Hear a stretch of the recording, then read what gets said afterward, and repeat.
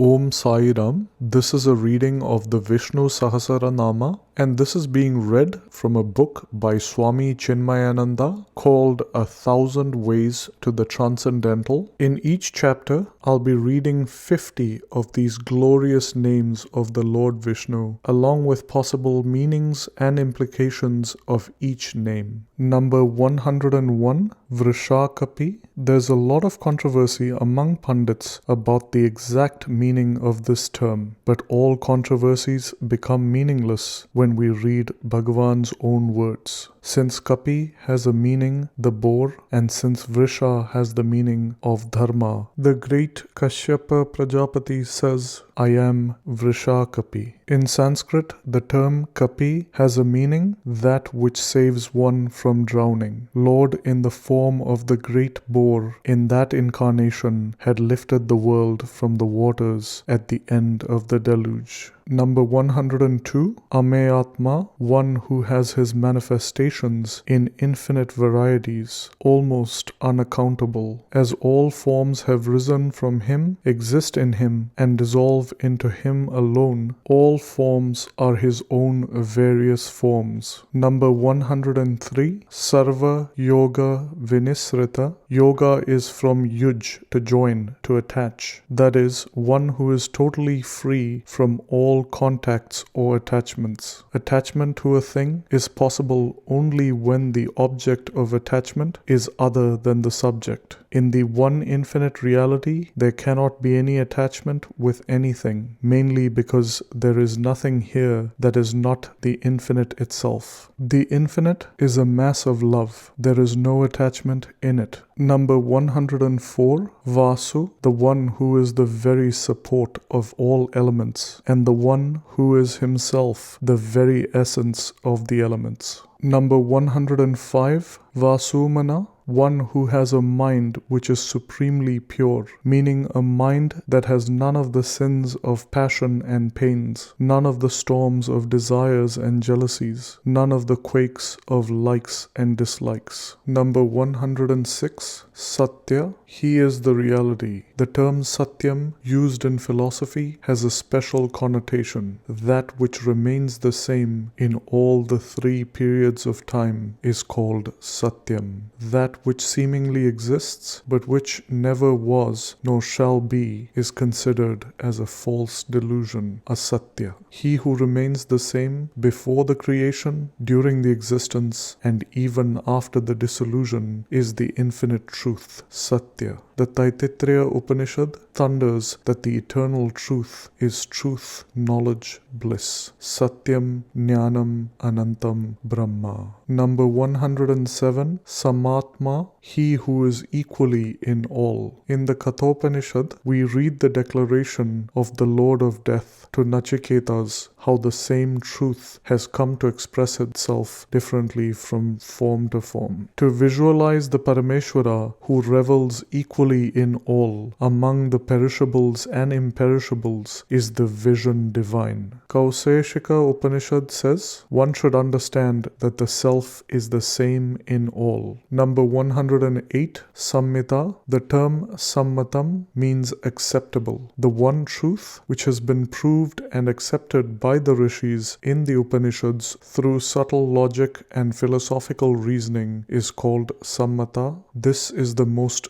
direct and very appealing meaning. Number 109, Sama, equal, the same. Truth remains the same. One infinite reality plays the game of plurality. As has been said in the Kathopanishad, the one principle of fire, having entered this world, burns itself out differently according to the equipment upon which it is manifested. So the one truth manifests as many jivas. Hence, he is called Sama. Number 110, Amogha. Mogha means useless fellow, a disappointing power. Amogha is the opposite of it, ever useful, ever the fulfiller of all the wishes and demands of his devotees. Number 111, Pundarikaksha, one who can be contacted and fully experienced in the heart. In the Narayana Upanishad, we find the same term employed. In the core of the body, in the heart, dwells the Supreme. Number 112, Vrishyakarma. Vrisha means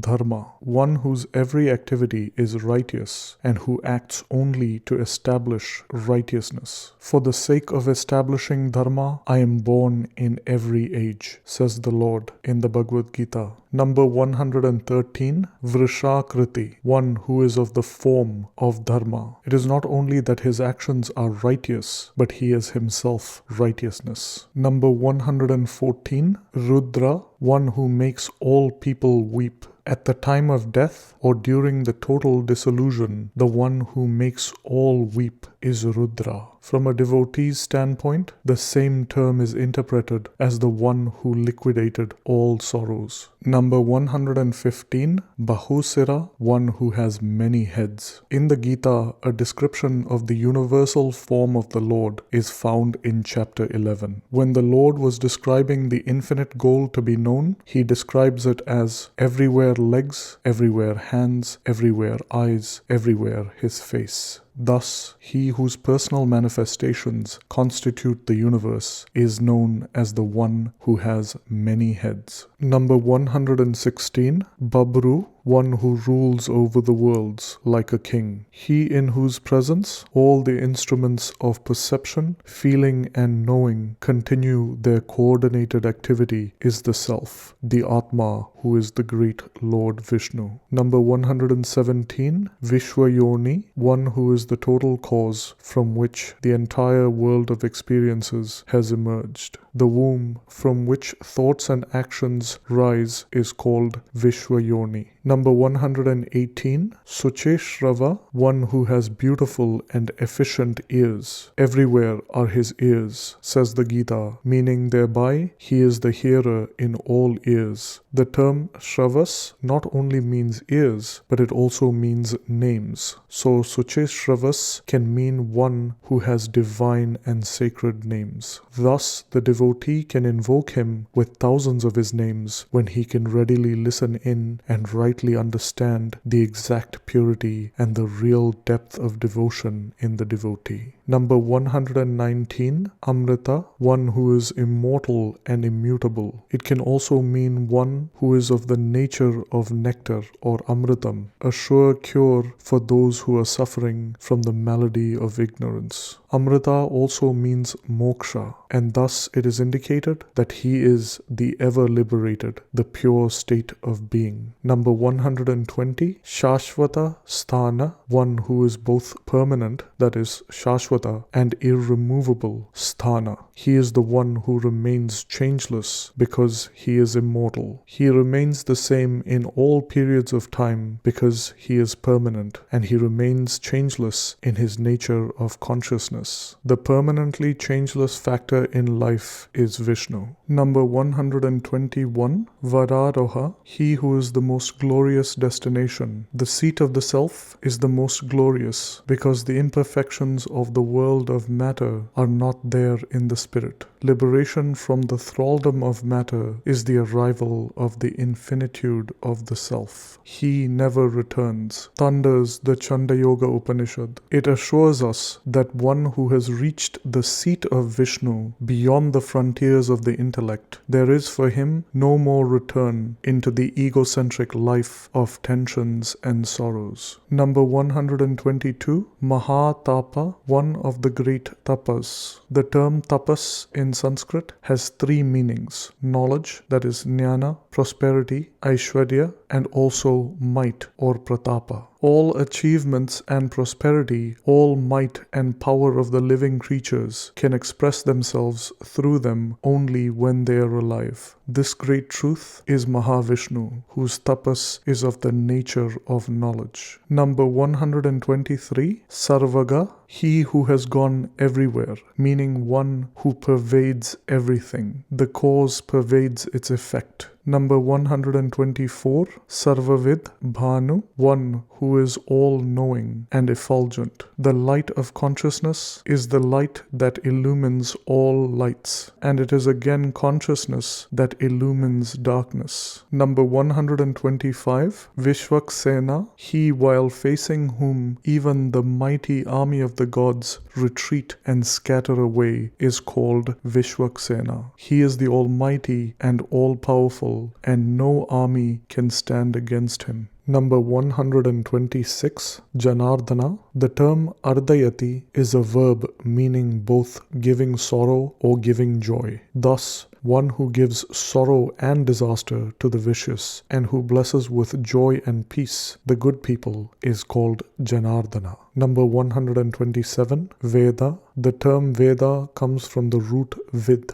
to know. Since Veda gives knowledge, the Lord is termed as Veda in the sense that he is the one who gives the knowledge of reality because he is the very reality. In Mahabharata, Vyasa says, Krishna alone is all Vedas, all sciences, all techniques, and all dedicated actions. In the Bhagavad Gita, the Lord says, out of mere compassion for them, I, abiding in their self, destroy the darkness born of ignorance by the luminous lamp of wisdom. Number 128, Vedavit, one who knows the Veda. The Lord alone is the one experience without which the Vedas cannot be fully realized. The surest and the most exhaustive commentary of the Vedas is to be found only in a stilled mind, which is in communion with Vishnu, the supreme reality. Number 129, Avyanga, he who has no imperfections anywhere in him, the all-perfect. Number 130, Vedanga, one whose very limbs are the Vedas. In the Kenopanishad, in the closing stanzas, the teacher insists that all knowledge are its limbs. Number 131, Vedavit, one who contemplates upon the Veda is Vedavit. Mere superficial meaning cannot give us the true concept of the subtle theme discussed in the Vedas. Continuous reflection upon their declarations alone can help us reach the peaks of their imports. In the Gita, Bhagwan himself declares that he is not only the very revealer of Vedas, but he is at once the knower of the Vedas. Number 132, Kavi. The term Kavi in the Vedas means the seer. One who experiences something more than the ordinary is called a Kavi. In the Ishavasya Upanishad, we read the seer,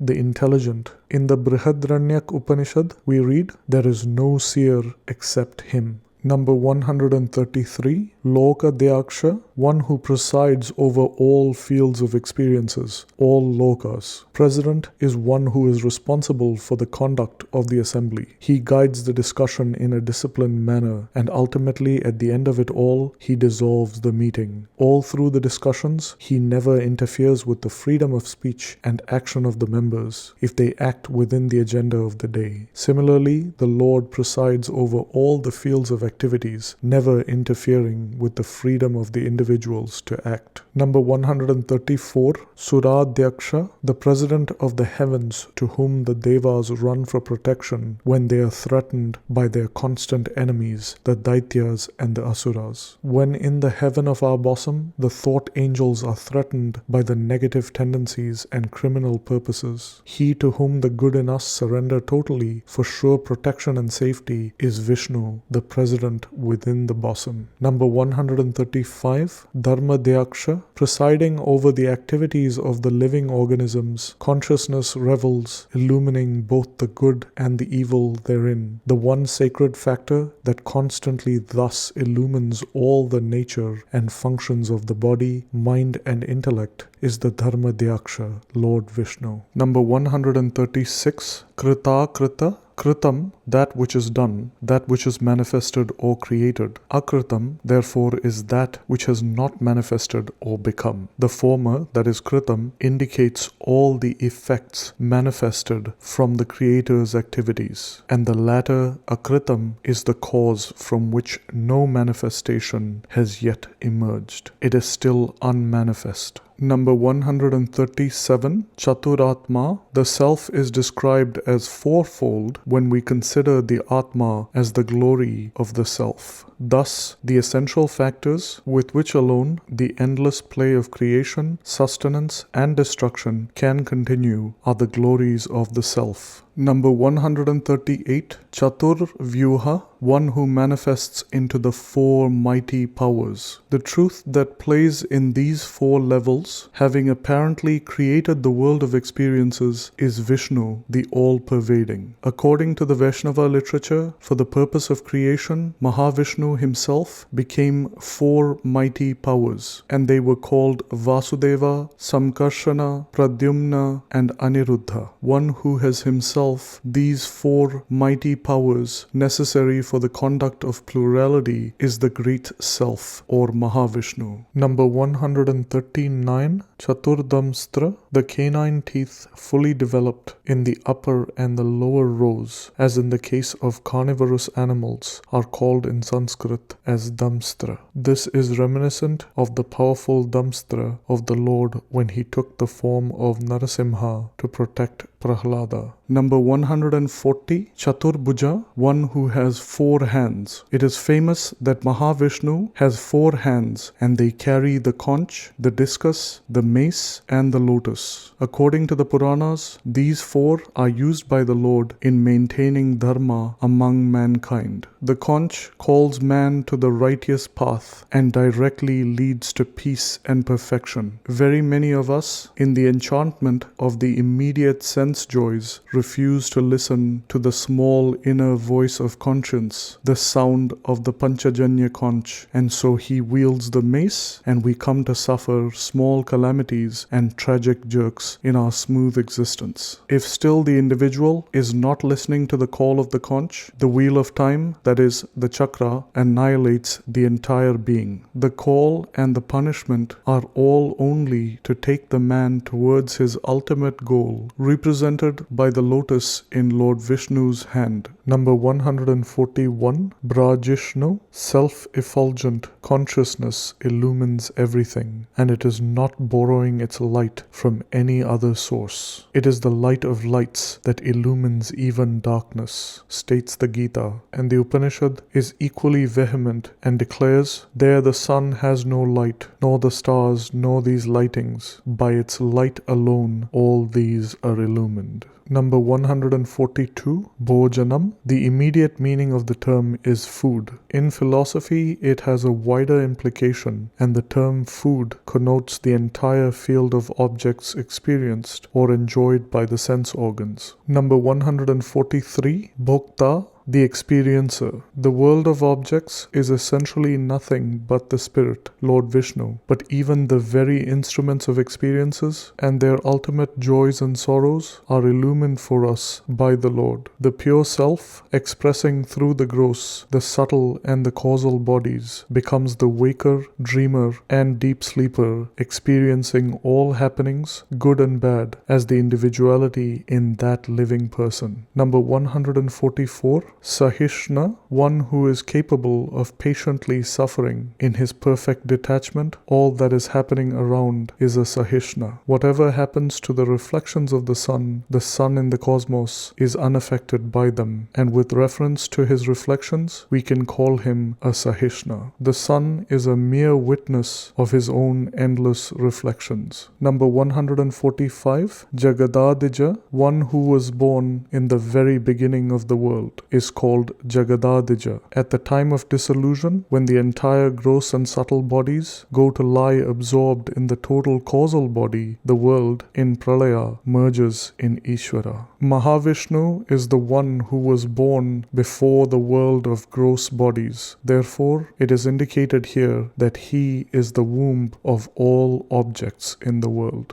Number 146, Anagha. Akam means sin or impurities, and therefore Anagha means one who has no imperfections and who is not affected by the good and the bad left over in the personality as a result of willful actions. He is the uncontained. The light of consciousness is the illuminator of the mind, and so the peace of virtue or the agitations of the sin cannot affect the illuminator being always different from the illuminated. The Chanda Yoga Upanishad says, he is free from sin. Number 147, Vijaya, the victorious. One who realizes the self can thereafter stand apart from the thraldom of matter, victorious over the tyrannies of flesh, feelings, or facts. Thus the seat of the self is the seat of victory over matter. The peace and harmony of the self can never be assailed by the noisy hordes of the world of plurality. Vijaya is the name also of Arjuna, and the Lord himself says, among the Pandavas, I am Arjuna.